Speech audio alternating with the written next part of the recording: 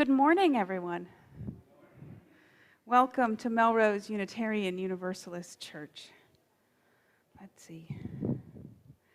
Our service today is called The Changing Shape of Work. I am the Reverend Dr. Suzanne Intriligator, and I'm happy to be working here today. Before we get too far into our topic of May Day and the state of work, a few announcements. Today is the last day that you can buy flowers in support of our refugee clients. See Paul Belfonte, or look at the link that's in the midweek update. Paul, are you here? I saw you. There's Paul right there. Excellent. After the service today, I'm leading the anti-racism team's monthly First Sundays discussion. Our topic today is the spiritual practice of anti-racism. You can join us in person in the parlor at noon, or you can join us via the Zoom link that's in the midweek update. This Friday, May 6th, we have two events going on the same day. We are hosting a Bread of Life dinner. If you can help with cooking or serving, please see Nancy Free, who's right there in the blue top. She's organizing it this time around. Also, that evening, there's a free concert here in the sanctuary. The Opening Doors Project presents the Kemp Harris Trio. It's going to be a really nice night, and you need to register beforehand, but it is free. Saturday night is Parents' Night Out. Yay! If you haven't heard about this and you'd like to have free babysitting plus a nice meal at Mexico Lindo, you should email Katie right away at dre@melroseuu.org. And here, with an announcement about our upcoming annual meeting, is Board President Dan Griscom. Thank you, Dan. Good morning. In 2.5 weeks, Tuesday, May 17th at 7 o'clock will be our annual meeting. And we will be voting on budget, and we will be voting on a slate of leadership for the next year and any other issues which come forward. And you can vote if you're a member and you've made a recorded contribution between 2 years ago and 30 days ago. If you have any questions, you can see me. Otherwise, I'm sorry, it will be here in the sanctuary as well as available by Zoom. So you can attend and vote either way. Any more questions, just see me. Thank you.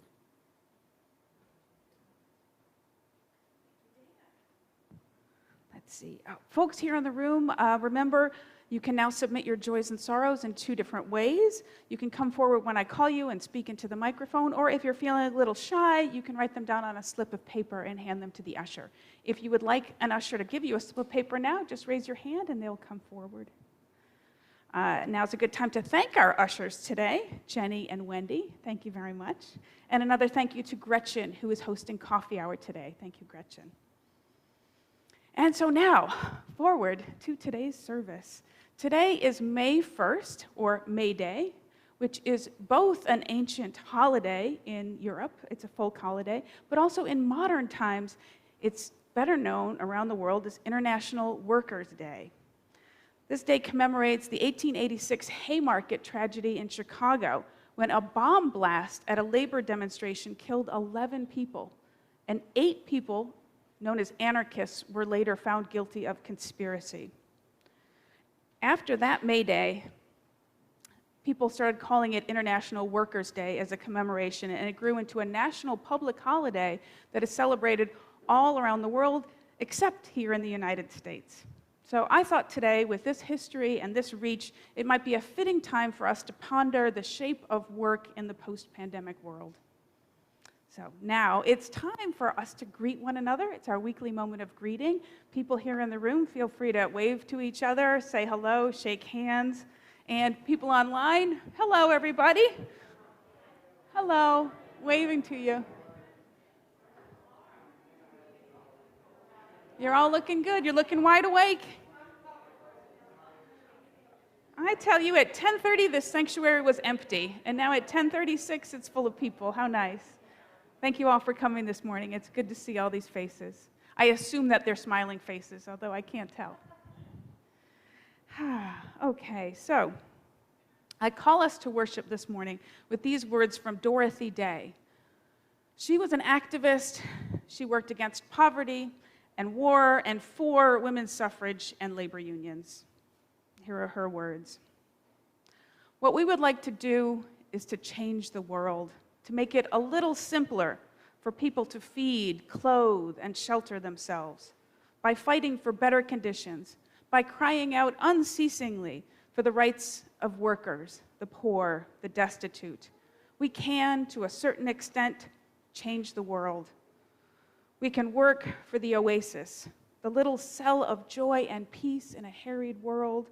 We can throw our pebble in the pond and be confident that its ever-widening circle will reach around the world. Now together we light the symbol of our faith, the flaming chalice. Here to do it for us today, very fittingly, is an activist, Nancy Free.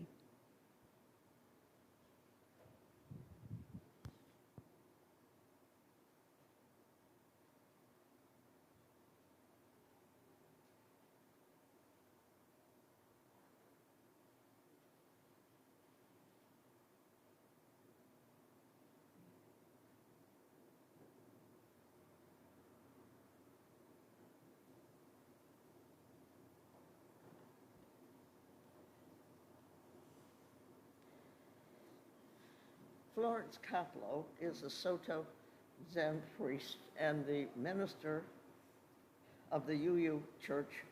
Let me just put this microphone closer to you. Sorry, can you hear me now? Okay, Florence Kaplow is a Soto Zen priest and the minister of the UU Church of Urbana-Champaign, Illinois. She writes, "In recognition of May Day, we light this flame to honor all work, including the work of our hands and our backs. In gratitude for all the labor that supports the world and for all those who boldly continue the work of justice, equity, and peace."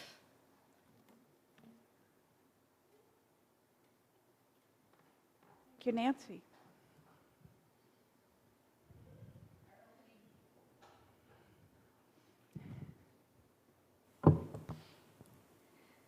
Our opening hymn this morning is Gather the Spirit, which is number 347 in the Gray Hymnal.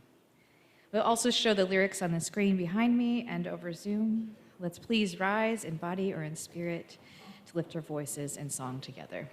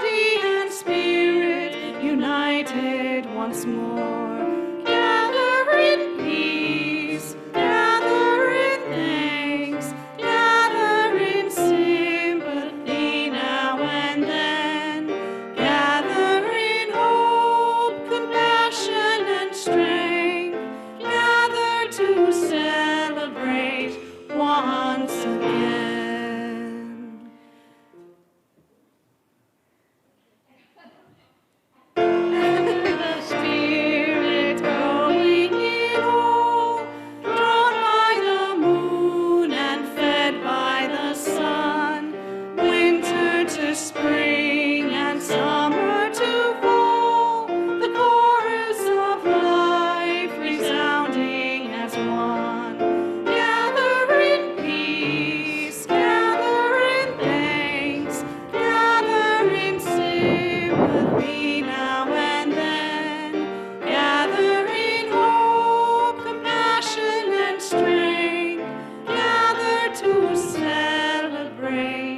once again.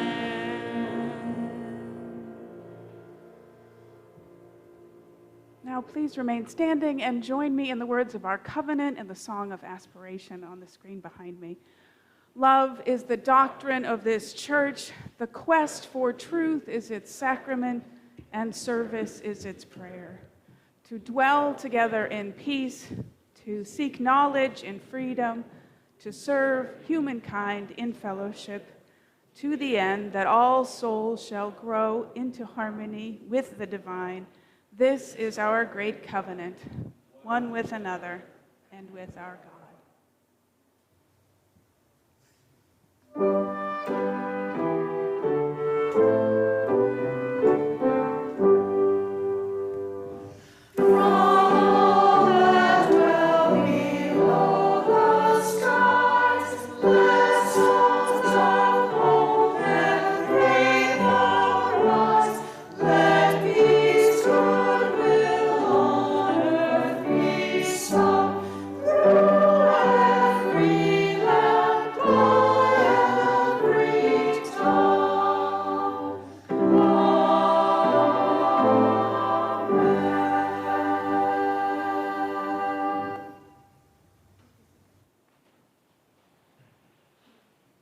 It is time for our story now, which we have expanded recently to allow space for more creative contributions from more members of the congregation.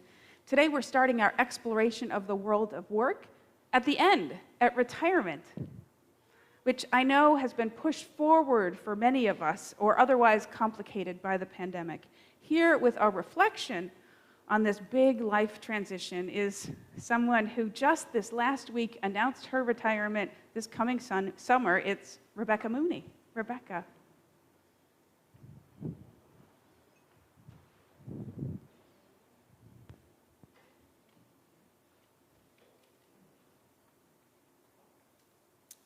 Good morning. You hear me okay? Awesome. When I was a little girl, I wanted to be a missionary when I grew up. I was raised Methodist, and I took my religion seriously, apparently. I think I liked the idea of traveling to a foreign country and saving people's lives, which is what I thought missionaries did. I'm not sure when I abandoned that goal, but at one point I was in high school and then college, and like so many others, I struggled with considerable angst to figure out what I wanted to do with my life. It's amazing how many years we spend in that stage, isn't it? Do we ever say to ourselves, wow, I've arrived, I'm doing exactly what I planned to do? No, we are always in process, it seems. Long story short, I had always loved art and psychology. So when I discovered the field of art therapy, I felt I had found my calling. I left California and moved to the East Coast, enrolling in a master's program at Lesley College, now Lesley University, in Cambridge. Again, long story short, I loved art therapy and used it as one tool in my toolkit, but my career path was broader. I was drawn to working with adolescents, which led me to a job in counseling at Andover High School, and ultimately to working for the Melrose Alliance Against Violence. I had solid experience and a passion for prevention work with young people. I then had on-the-job training on domestic violence and grant writing. The position was 10 hours a week, and I was the only employee. If anyone had told me then that I would be there 25 years later and how the agency would grow, I simply wouldn't have believed it. The Melrose Alliance Against Violence, or MAVE for short, has become my life's work. Teaching 8th graders about healthy relationships, training and mentoring high school peer leaders, counseling victims of abuse, working with volunteers, obtaining and managing grants, organizing our annual walk, and so many other aspects of overseeing a nonprofit have been part of my everyday life in pursuit of our mission to create a world free from violence and abuse. It has been extremely gratifying. But after 25 years, I've decided it's time for a new chapter, and I'll be retiring from MAVE at the end of August. How did I know it was time? Like so many other things, the pandemic had an impact. In the before times, my work at MAVE was such a huge part of my life, it really felt like my identity. Honestly, I worried who I would be without it. But during the pandemic, when things slowed down, I worked mostly remotely, and I wasn't as busy or connected daily to others, I was really okay. I actually kind of liked it. I started doing more art, more reading, more cooking, just enjoying walks in nature. And most importantly, I realized that my work with Maeve is something I'm incredibly proud of, but it's not my identity. The same qualities, skills, and abilities I brought to Maeve are who I am and will be present in whatever I do. I'm not exactly sure what my new chapter will include, but I'm thinking of it sort of like a painting or a collage. The first layer will be self-care, exercise, yoga, eating healthfully, walking in nature. Second layer will be relationships with friends, family, and yes, my 4 precious growing grandchildren. Next layer, creative expression, ceramics, sewing, painting, playing the ukulele. Also in the mix is social justice work. I won't be happy unless I'm engaged with a cause to make the world a better place. And finally, I hope to travel, to visit friends and explore new places. I want to stay open to life, true to myself and my values, and do the things that bring me joy. In this next chapter, my identity is not attached to any one thing. It's the totality of who I am in relationship to the world. All of this is not to say I won't miss certain aspects of the job. I'm sure I will. I received many heartwarming messages from all sorts of people, including many of you, after my announcement went out in Maeve's newsletter. One woman, a victim of abuse I worked with many years ago, wrote to me, "I don't know if you remember me, but you saved my life. I'm remarried now and live in the mountains of North Carolina if you ever want to come visit." I do remember her. Maybe I've been a different type of missionary after all. They say that the purpose of life is to grow a soul. Maeve has helped me grow my soul, as has this church, and for that I will always be grateful.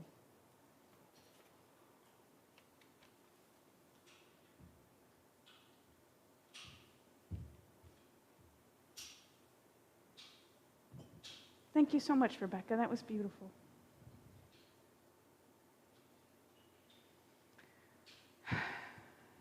Every week we take a few minutes out of our busy lives for prayer and meditation, a time for each of us to center ourselves and connect with the holy, however it is we understand the holy. Let's start that time together by relaxing into our chairs, letting our bodies settle, feeling our feet on the ground. Let's breathe in and out together.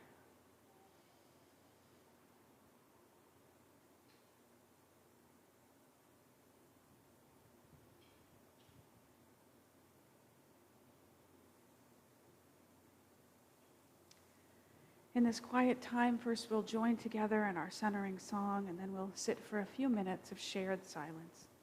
Then we'll speak to one another of our joys and sorrows, and I will lead us in a prayer. Our worship theme for May is Nurturing Beauty. It is a month to notice the natural world around us, to appreciate and grow the beauty around us and within us.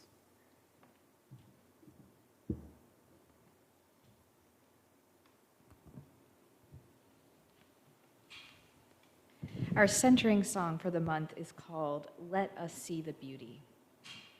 As you sing along with this new song, bear in mind that it is a 2-layered chant. In our video for the month, the first layer will be sung by the choir, and then the second layer will be sung by me. You're invited to sing with either layer or just listen and take a moment of reflection as we begin our time of prayer and meditation this morning.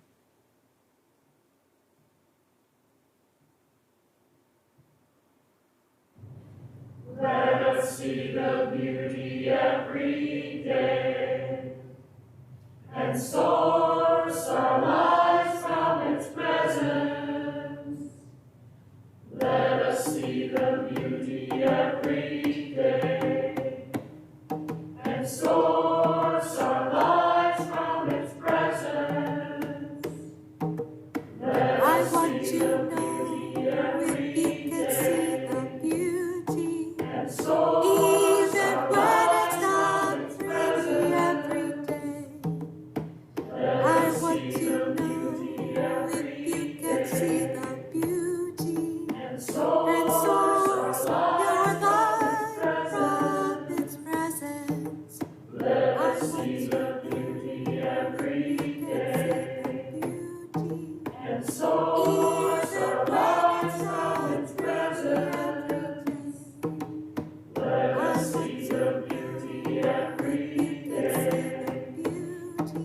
source our life from its present.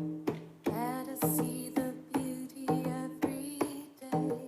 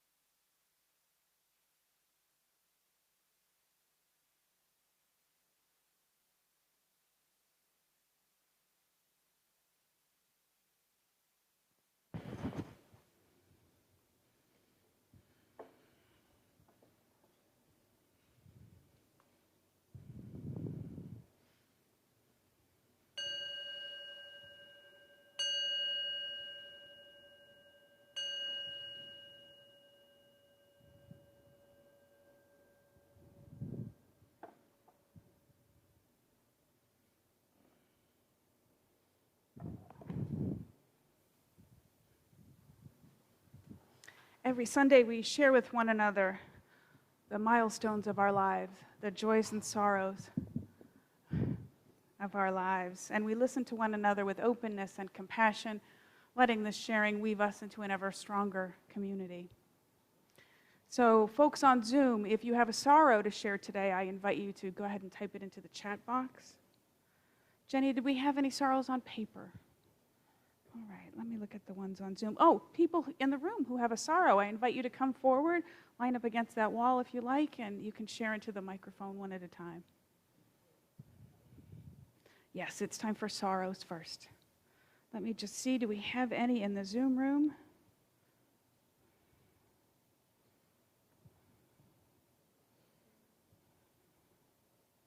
Yes, we do.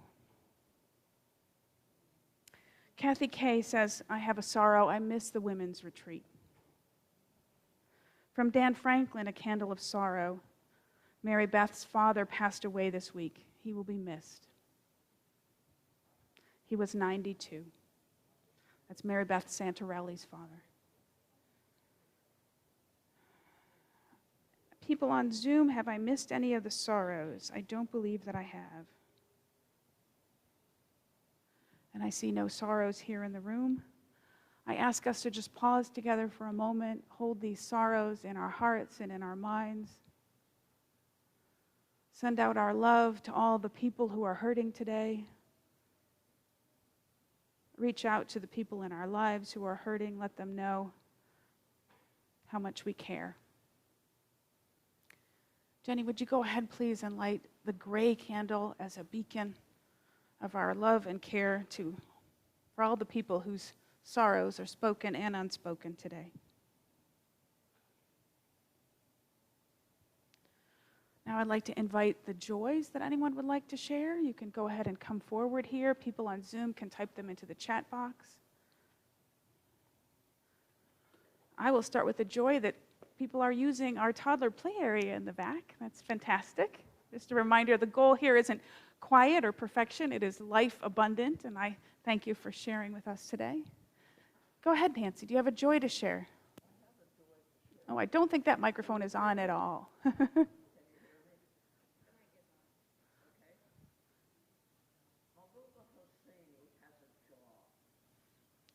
Mahbouba Husseini, who is one of our Afghan refugee client, has a job.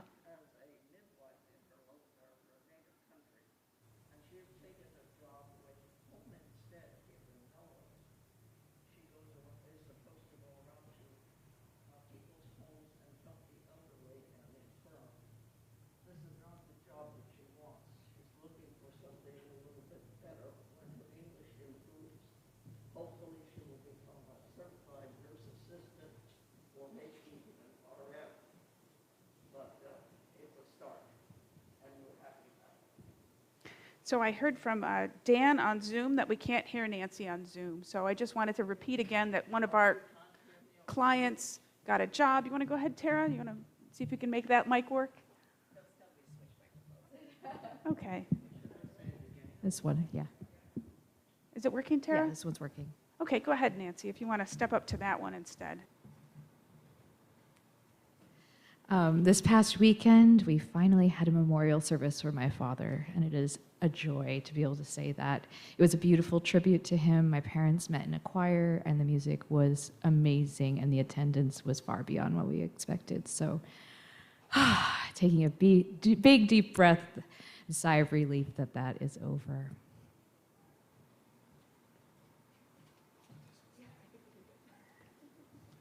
Hi, good morning.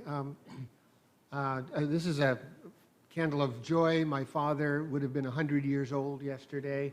Henry S. Bissix, he was a member of the Unitarian Church in Montpelier, Vermont, and visited us many times. So, Henry S. Bissix, 100 years old. Wow. Oh, thank you, Don. And you've got some on paper, Yes. Jenny. Okay. From Florence C., A Joy for Softball, which, yes, absolutely. And we have one without a name, A Candle of Joy for the Get Well Quilt from MUUC Quilters. It worked. Magic. Come forward. Go ahead. You can take off your mask if you want, optional. I'm Ben, and this is just a huge joy to be here. It's been a really hard couple of years, and to have my daughter and my wife and I here back at the UU Church is just, it means so much to me. Welcome, welcome. Ben, tell me their names. I'm sorry, Laura and Juno. Laura and Juno, welcome. Thank you, Ben. There's a couple of joys from the Zoom room today, from Chuck. Candle of gratitude that my kidney surgery on Friday was successful, and for all the prayers and good wishes and support I have got. Now on the road to recovery. From my sister Camille, for a fabulous visit with my sister Suzanne last week. It was a joy to laugh with her and my mother. And Jeannie says, great news, Nancy. I'm so happy for Mahbouba. All right, I think that's all the joys. There were so many. So Jenny, let's take a moment first to hold all these joys in our hearts. Thank you to everyone who shared a joy today. They help us connect to one another and connect to the beauty of living. Would you like one more candle as a beacon of joy and hope and gratitude for all the many blessings in our lives?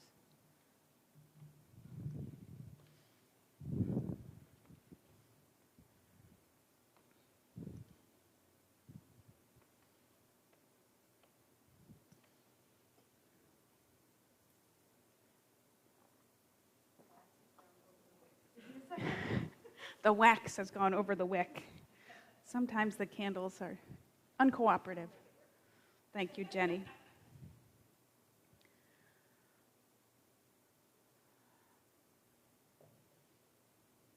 Now I have a little bit of a complicated prayer. It's one of those responsive readings that you use love or love to hate. And so I put it on slides for today. I am the one and you are the many. This is a responsive prayer by Amanda Udis Kessler. It's called We Labor in Love. On May Day, we honor our work, physical and mental, paid and unpaid, joyous and heartbreaking.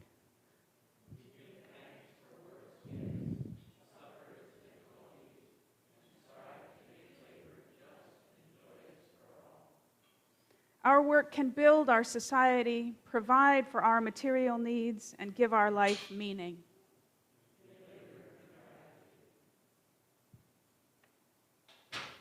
Our work can damage our society and the planet, fail to sustain our material needs, and be meaningless.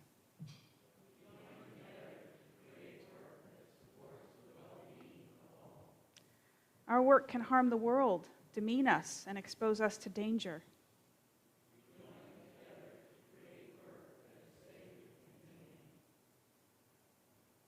Our work can fill our days with accomplishments and stories. Our work can dissatisfy and alienate us. We may not be able to find enough work or any work.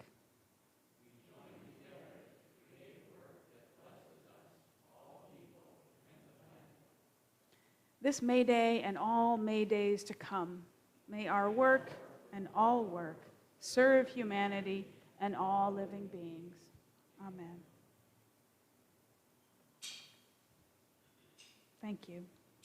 Now it is time for our offertory. Our church is a self-funding, self-supporting organization funded by your generous annual pledge. Thank you all. You may also contribute to our weekly collection plate, which we split every month with a worthy cause. Folks on Zoom can donate either way by hitting the orange button in the top right-hand corner of our homepage at melroseuu.org. For May, our giving partner, which was chosen by the high school youth group, is Youth on Fire, a drop-in center for homeless and street-involved youth that is run out of the UU Church in Cambridge. Every year, Youth on Fire serves hundreds of young people, providing meals and snacks, mental health check-ins, and housing support. For our offertory music today, I considered all sorts of good UU stuff, lots of Pete Seeger. I looked at your stuff, Alistair, and I decided instead a bit of throwback fun dear to my heart. About a month ago, I rewatched the movie that's connected to this song, and my daughter joined me out of the blue. And to me, it was surprising how well this movie holds up over time, except for some of the goofy comedy bits, but in general, I found it fascinating to try to explain to Lily just how much our culture has changed in its attitudes about women in the workplace. So, from the year 1980, this is Dolly Parton and 9 to 5. The one person clapping is the one I'm sure doesn't remember this movie. I really was attached to my IBM Selectric. I don't know about you. It's good to see it again. Okay, our reading today is very serious. It's an excerpt from a sermon called Where Do We Go From Here? It was preached by Martin Luther King Jr. on August 6th, 1967 in Atlanta. August 16th, 1967.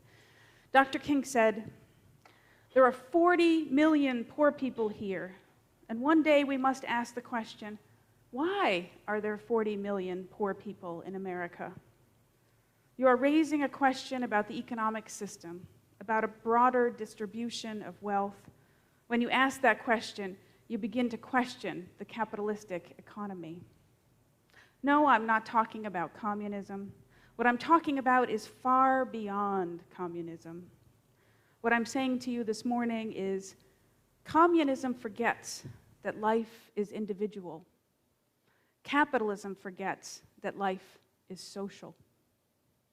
And the kingdom of brotherhood is found neither in the thesis of communism nor in the antithesis of capitalism, but in a higher synthesis that combines the truths of both.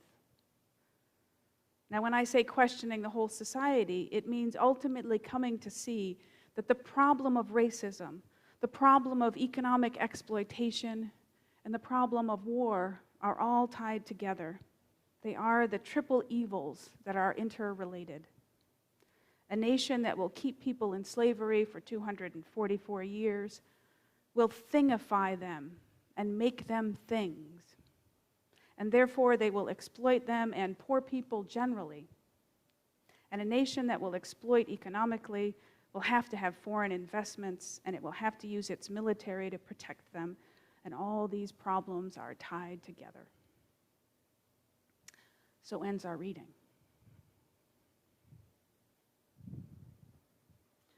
The UU minister Jessica Starr Rockers writes, "Every Sunday morning growing up, my father would take us to Mass at St. Peter's Catholic Church. I loved the hymns and the smells and the bells, as they say, but the sermons were kind of a bore. So I would occupy myself by counting the cuts and scrapes and bruises on my father's hands. My dad was an electrician and a farmer, working with his hands from before the sun came up until after it went down. So every week I would take his large hands and my little hands, turning them over, examining, discovering new bruises and keeping track of the healing of the old ones. I would count the wounds and whisper the tally in his ear. I loved that he let me hold and investigate his hands in this way, snuggled up next to him in the pew, in the quiet of the church, with the priest's voice in the background. Having two jobs that demanded his attention, my dad didn't always have time for such intimacies, except on Sunday morning. Was my dad a good dad? Did he protect me and provide for me? When I ask myself those questions, I think of his hands." Unquote. Perhaps many of us here grew up with fathers or grandfathers who worked with their hands, who instilled in us solid values about work. Or perhaps you had a mother who worked outside the home, who faced down sexism in the workplace, like Dolly Parton in that movie. What ideas about work did you get from your parents? Do they still apply today? So much of our identity, our deep sense of our own value and worth, is connected to our work lives, to our sense of productivity. Should that be, or should we aim to let go of that? These questions were worthwhile even before the pandemic, but I think the pandemic has changed everything about work. The social upheaval of the last 2 years has driven many of us to reevaluate our work identities and our goals, and even to make big changes. Twice as many folks have retired than in normal times. Like Rebecca, many people felt that the pandemic gave them that push they needed to move into life's next phase. In addition, record numbers of people just quit their jobs during the pandemic in what's been dubbed the Great Resignation. Between August and November of 2021, more than 4 million people resigned every month. So how many months? I think that's 4 months. That's 16 million people. Some even posted on social media videos of their dramatic "I quit" moments. Some commentators are calling the Great Resignation a workers' rights uprising, a turning point in the history of work in this country. But is it? I say let's start with a little bit of history. Just 100 years ago, most workers had very little say about their conditions. For example, in 1912, 25,000 workers, as close to us as the city of Lawrence, perhaps some of them were our grandparents. They got fed up with the state government because it cut their work week from 56 hours to 54 hours and cut their pay at the same time. So the workers called a strike, and then they had to struggle through a brutal winter with no wages at all. When it got so bad, they had to send their children out of state by the hundreds just to keep them from starving. Congress stepped in and called for hearings about the shocking work conditions in the mills. After 2 months, the mill owners finally settled and gave the workers a 20% raise. It became known as the Bread and Roses strike, after a poem that declared that workers deserve both food and dignity, bread and roses. From the 19-teens through the 1950s, this kind of union organizing grew and expanded across industrial sectors, providing millions of workers the means to demand fairer wages and benefits. By the 1960s, unions had raised millions of poor folks into the middle class. Many analysts now agree that the union movement played a pivotal role in driving economic growth and fighting income inequality. Until about 1980, that is, what happened then? Oh, Bill's right on time. Thank you, Bill. And this is the only graph, but this one just stopped me in my path, and I thought, I gotta share it with people. So this line right here is 1980, and as you can see, the light blue line is, well, one of them is wages, and the other one is productivity. Wages is the light blue line, productivity is the dark blue line. So until about 1980, they were pretty well coupled together. So when people became more productive, their wages went up, and then they could spend more, and the economy grew at a faster rate. This is from the Economic Policy Institute, which is a nonpartisan think tank. So what happened? From 1979 to 2020, net productivity rose 61.8%, while the hourly pay of typical workers grew far slower, increasing only 17.5% over 4 decades. That's after adjusting for inflation. So what happened? How did they become untwined together? According to the Economic Policy Institute, quote, starting in the late 1970s, policymakers began dismantling all the policy bulwarks that helped to ensure that typical workers' wages grew with productivity. Excess unemployment was tolerated to keep inflation in check. Raises in the federal minimum wage became smaller and rarer. Labor law failed to keep pace with growing employer hostility toward unions. Tax rates on top incomes were lowered. Anti-worker deregulatory pushes, from the deregulation of the trucking and airline industries to the retreat of antitrust policies to the dismantling of financial regulations, succeeded again and again and again, unquote. In short, the Reagan movement. But you see, productivity increased, and that became wealth. Where did all that wealth go? According to EPI, it went everywhere but the paychecks of the bottom 80% of workers. Most of the wealth went to 2 places: wage income for the very top workers and profits that went to shareholders. And these are the two of the key drivers of economic inequality that has raised up in the last 4 decades. So, I can stop showing that, thank you. This chart is a great picture, I think, of the last 50 years in this country. American workers, again, have increased their productivity by almost 62%. 62%. I thought you were working harder. But you're not sharing in that wealth. Pay has grown only 17% in 50 years. That's 1/3 the rate of productivity.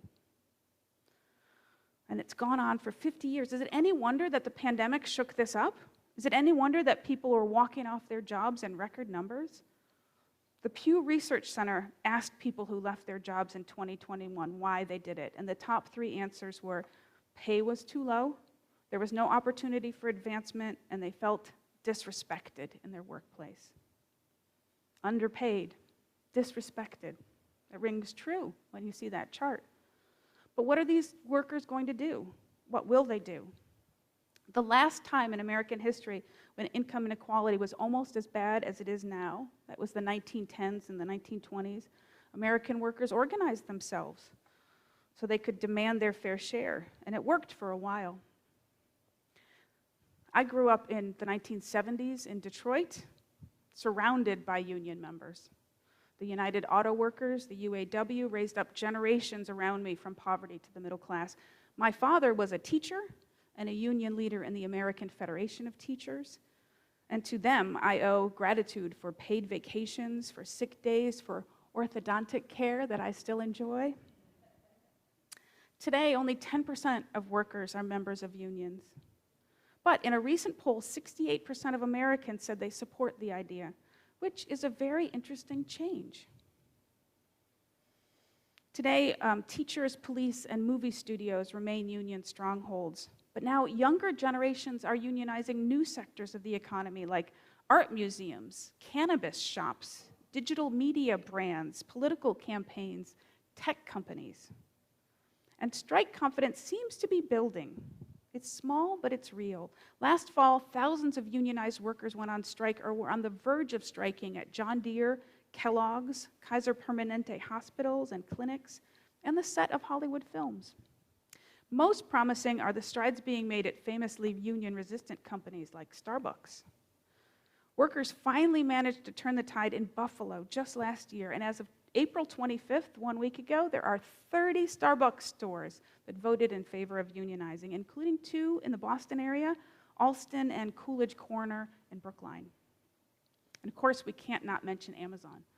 On April 1st, just 1 month ago, the first Amazon warehouse voted to unionize. Under Chris Smalls, a worker who protested Amazon's lax COVID precautions and then was fired, workers at JK8 Warehouse on Staten Island voted to join a brand new independent entity, the Amazon Labor Union. So is this a trend? Are U.S. workers finally organizing, standing up for themselves and the prosperity that's owed to them? It may be too soon to tell. It will take a lot more than this to move the needle. Like Chris Smalls at Amazon, American workers will need to learn once again how to stand and fight. To change the system, they'll need to humanize these workers, to keep them from being exploited as things, as Dr. King warned. We'll all need to stand up to our own oligarchs, along with the workers, and say, all of us together, we are not things, we are people. We deserve our fair share of the wealth, and we deserve both bread and roses. Communism forgets that life is individual, said MLK, but capitalism forgets that life is social. We care for one another. We are connected to one another at our most basic. The kingdom of brotherhood is found neither in communism nor in capitalism, but in a higher synthesis. And I've been thinking about that. What is that higher synthesis? We need to imagine it so that we can manifest it in the world. 50 years ago in Detroit, life was certainly not perfect, by no means, but ordinary workers, some of them at least, had a chance to make a decent life, to afford a home and a car, to send their kids to college. Today, those manufacturing jobs are gone, but service jobs remain.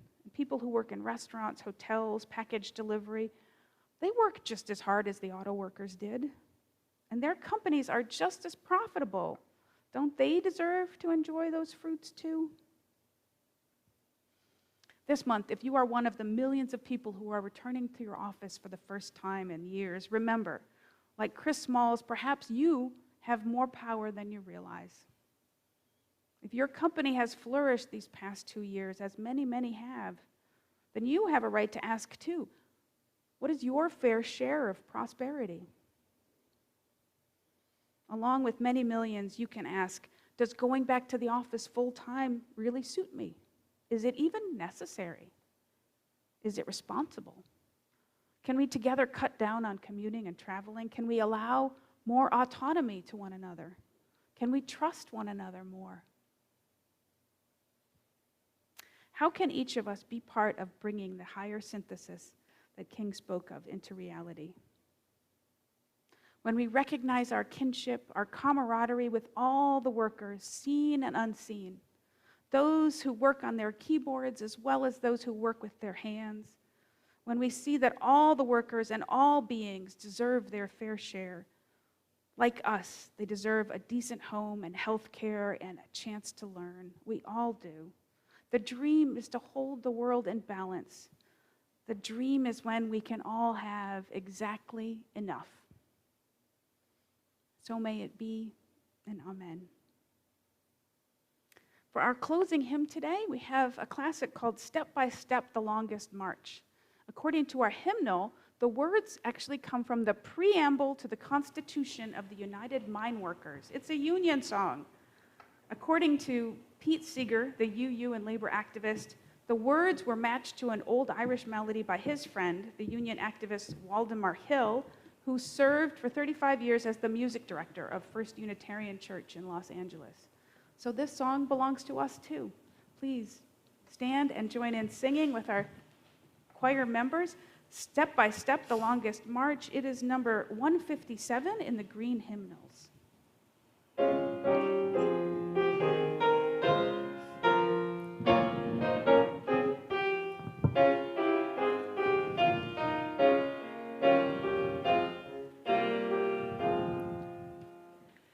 Step by step, the longest march can be won, can be won.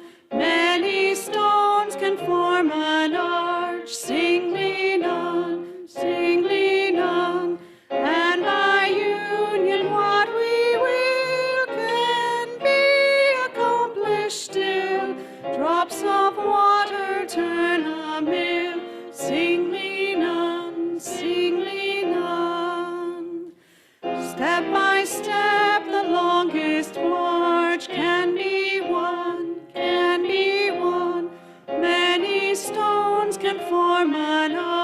singly none, singly none. And by union what we will can be accomplished still. Drops of water turn a mill, singly none, singly none. Please join me in the words of our chalice extinguishing.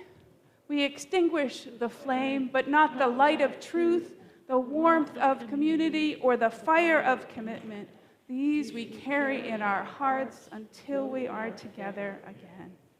Thank you. You may be seated. Our worship is done today. Please enjoy a brief postlude from Tara on the piano. Friends on Zoom can stay there for a brief discussion in the Zoom room, and folks here can join us for coffee hour in Parish Hall, where masks are optional. Thank you all for worshiping with us today.